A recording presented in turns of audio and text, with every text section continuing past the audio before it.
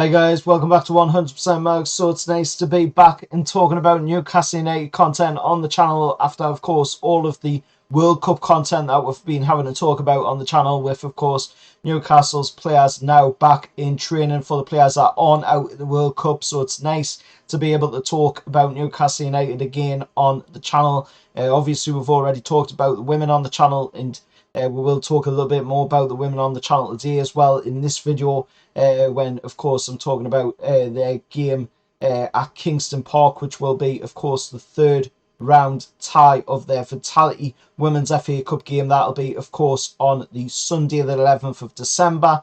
That is going to take place, of course, at Kingston Park instead of St James's Park. Quite a few people were wanting it to be at St James's Park after the last game, where, of course, we managed to break a 28,000 plus attendance record at St James's Park, of course, for the women's game.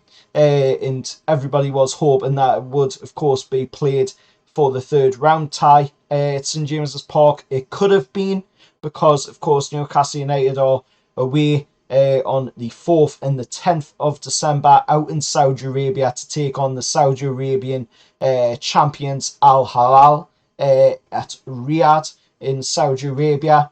So the women's game could have been played at St James's Park, but of course it did need approval from the FA and, of course, Wolves women as well, who are the opponents of Newcastle United's women's team in the third round of the Vitality FA Cup game. With that being said, we'll talk about now the first team, the men's team, of course, and we'll talk about news circulating around and, of course, coming out about Jack Grealish apologising to Almiron. It's about time, I've got to say, but it's took a lot of time for Jack Grealish to come out and apologise. I think, to be honest, that is not on. That it has took this long for him to come out and apologise. There's rumours going around that he'd already apologised behind the scenes to Almiron for his comments that he made during Man City's celebrations. Of course, we'll all remember them comments, and I won't be bringing them back up again because there were very horrible comments made by Jack Grealish to Almiron.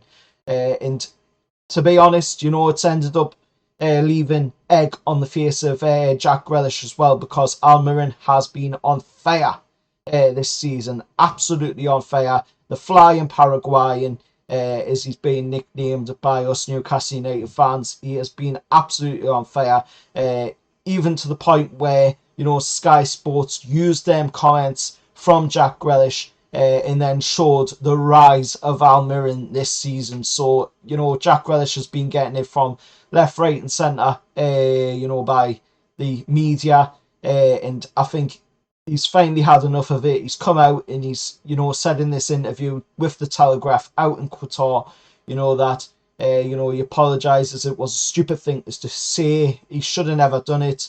And he says that, he did contact Matty Target because, of course, and being very close with Matty Target, with both of them being at Villa at the time, when they were playing there together. And of course, he said that he wanted Matty Target to contact Almiron to say, that Jack Grealish didn't mean it. He apologised for his comments. But, fair enough. At the end of the day, fair play. He has come out, he has apologised, but he shouldn't have made the comments to begin with. It's very unprofessional. He did go on to say, when I look back, that was just one thing that was stupid to say. I shouldn't have said it. I didn't realise it was a video to go out. I thought it was private. But even in private, I shouldn't have said it because he's a fellow professional. And damn right, he shouldn't have said it. Because at the end of the day, you've got so many eyes on you.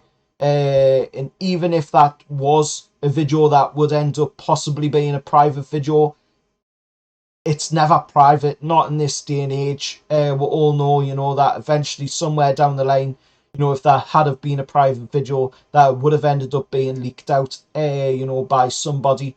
Nothing is private in this day and age with social media, and the ability for a lot of people to just be able to leak images right, left and centre, of anybody on airline. We've seen it before in the past, we've seen it with you know, the news of the world when they did it with all their phone tapping scandals back, you know, a while back. So, you know, what's to say that if that was a private video, you know, that wouldn't have ended up getting leaked at some point down the line. I'll say, you know, fair play to Jack Grealish for coming out and apologising, but it has took him a long time to come out and apologise. I think basically what he's trying to do now is it's been a PR move, basically to try and save face for himself, because his image was getting such a bashing, you know, but that's not going to stop me. It's not going to stop, you know, other Newcastle United fans, or other fans of other clubs, you know, giving him 2 barrels to the end of the season. It's fair game. You know, it's banter at the end of the day. But fair play to him in a way for coming out and eventually apologising, but it has took a long time, I will say that. Moving on from that, of course, we'll talk about news coming out from Newcastle United today. That, of course, our FA Cup third round tie against Sheffield Wednesday at Hillsborough will officially take place on Saturday the 7th of January. It's going to be a 6 o'clock kickoff, and it will be televised as well. We have now found out that it will be televised on BBC One and the BBC iPlayer for that game, so I can't wait for that one. But of course, we do have a lot of games ahead before we do eventually get to that game. Of course, we've got the game out in the Middle East at Riyadh, of course, against Al Hilal. Then we've got a home friendly against Rio Vallecano. Then, of course, our League Cup game at home to, of course, Bournemouth in the League Cup. And then, of course, we've got the game against Leicester in the league on Boxing Day. And then the New Year's Eve game, of course, against none other than Leeds United at St James's Park as well, before we eventually do get into January, where then we do have some Premier League games as well before that game rolls around against, of course, Sheffield Wednesday. Talking about transfers, you know, there's news once again circulating about James Maddison, you know, in Newcastle United. There's been talk from James Maddison, who says that, of course, there's been banter with Wilson, Trippier and Pope about his recent Newcastle speculation, saying that, you know, they've been having a bit of a laugh and a carry on with him out in Qatar about the speculation of him joining Newcastle United. As we know, you know, we got 250 million plus bids knocked back in the last transfer window for James Maddison from Brendan Rodgers and Leicester City. I don't think that is going to be the case in January. I think Newcastle will acquire James Maddison in January. For what amount it'll be, I do not know. But I do believe we will acquire James Maddison come the January transfer window. I think it is inevitable that he will join Newcastle United. It's just a matter of what the price tag will be. I don't think he has that much longer left on his contract neither, so I don't think it'll be a hefty price tag, but it will be a pretty reasonable price tag for, of course, a player that has been doing fantastic for Leicester this season. And of course, there's also talk about departures from the club as well, with, of course, Matt Ritchie being talked about departing from the club, Ryan Fraser being talked about departing from the club as well. The Telegraph coming out and saying that Newcastle's open offers for the wingman to move on from the club. Obviously, we know that at some point these players do have to move on so that we can progress as a club, but it's going to be sad to see players like Ryan Fraser leave. Obviously, took a little way to hit the ground running, but under Eddie Howe's been fantastic, I think. You know, Matt Ritchie, again, he's been an amazing player.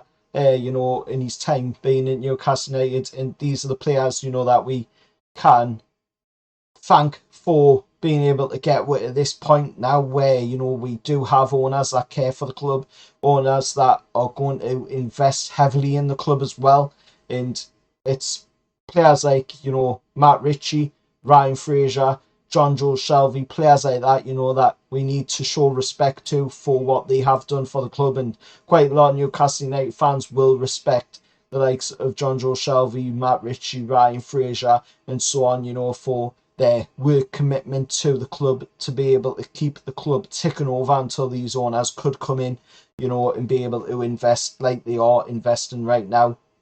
So it will be a sad day when we'll see, you know, the likes of Matt Ritchie leaving the club because he's wore his heart on his sleeve for Newcastle United. Same for Ryan Fraser, same for John Joe Shelby. At times, you know, he's wore his heart on his sleeve as well.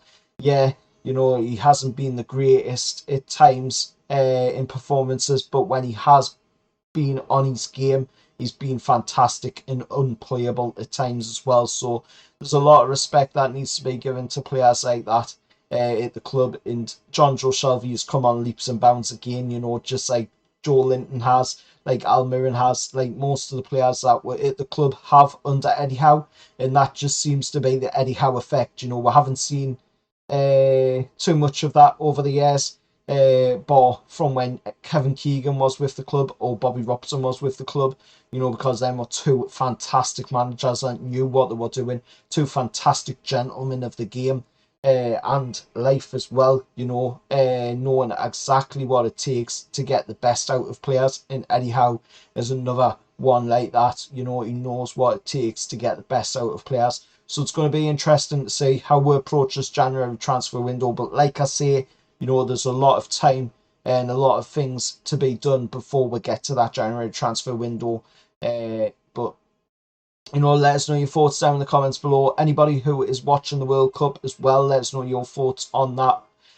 Of course, down in the comments below, there is a preview up for the game against Senegal on the channel as well. Let us know your thoughts on that game in the comments of that video.